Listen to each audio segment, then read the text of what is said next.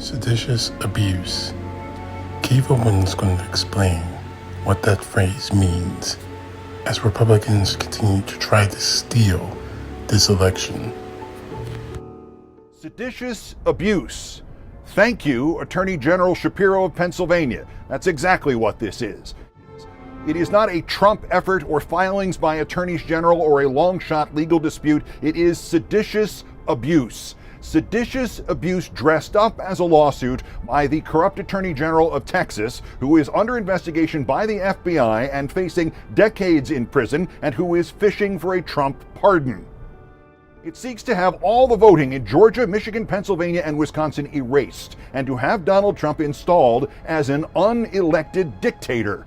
And it doesn't matter if it's nonsense or humiliating or it reads like something written by that lawyer on The Simpsons. And it doesn't matter if the new move by 6 other corrupt attorneys general to join the action, written by the office of Attorney General Schmidt of Missouri, includes Louisiana but misspells Louisiana.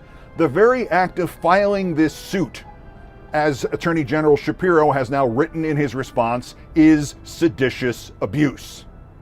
Because it sets a precedent that whenever Republicans don't like the outcome of an election anywhere, they can sue to overturn it and to dismantle our democracy.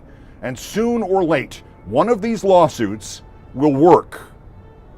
We are in this position in large part, I think, because the national media in this country is still breaking itself in half to adhere to a set of rules of supposed balance that no right-winger even still thinks of, will not call the things Trump has done what they are. As the media rushes back to business as usual of trying to inflate trivial verbal stumbles or disagreements over who should be the new Secretary of Lumber into the equivalent of the Cuban Missile Crisis.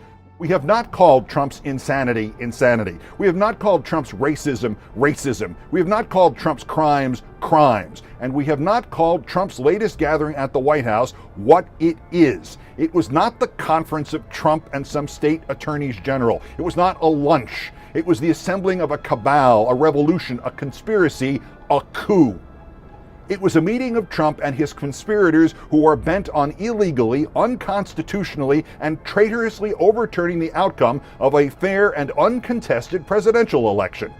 And the 106 men who have now signed an amicus brief to this seditious abuse, led by Jim Jordan, Steve Scalise, Mo Brooks, and Louis Gohmert, they are not Republican congressmen.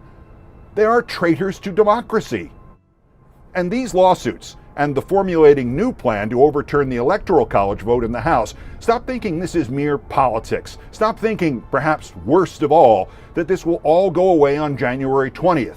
Understand, digest, confront the fact that the Republican Party is completing its transformation, one that began 20 years ago, perhaps 30 years ago. It is mutating from opposition to insurrection to seditious abuse.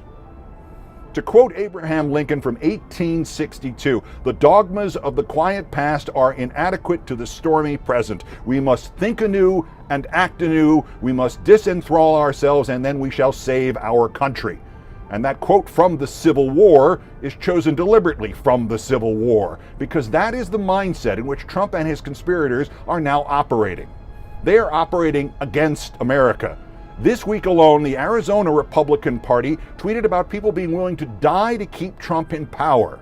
Far right-wing commentators are beginning to bring up secession. Senator Graham of South Carolina carelessly used that exact phrase about the Republicans in Georgia. He called it civil war.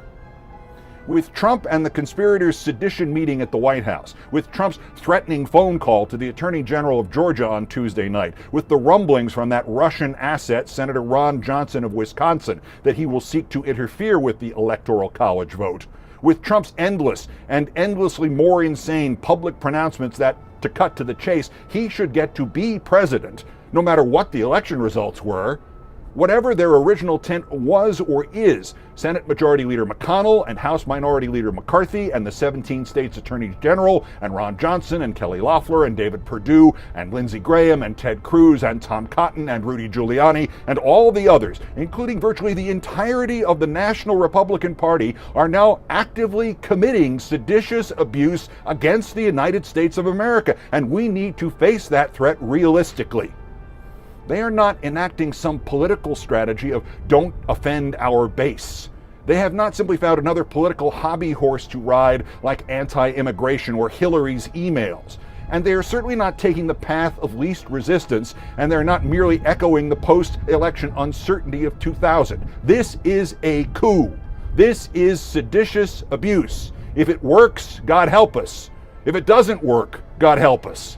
Because what is left in the wake of failure is a huge, stupid mass of America fed these fantasies of a stolen election by corrupt Republican fascists who don't give a damn about democracy and who are telling them that what is in fact seditious abuse is instead patriotism of some kind. As Trump's attorney in the latest seditious abuse suit in Wisconsin, Bill Bach, actually told the judge there, overturning the election, defeating democracy, will lead to, quote, greater freedom, and that a ruling in Trump's favor in the case in Wisconsin would be viewed by history as the righteous, moral equivalent of the Supreme Court decision which overturned the laws against interracial marriage and the Supreme Court's 1954 ruling against school segregation in Brown v. Board of Education. This was said aloud. The end of democracy would be the moral equivalent of Brown v. Board of Education. If George Orwell had written that sentence for his novel 1984, he would have reread it and thrown it out for being too ridiculous even for the world of doublethink. Call these people what they are, traitors to democracy, and call what they are doing what it is, seditious abuse. Good night and good luck.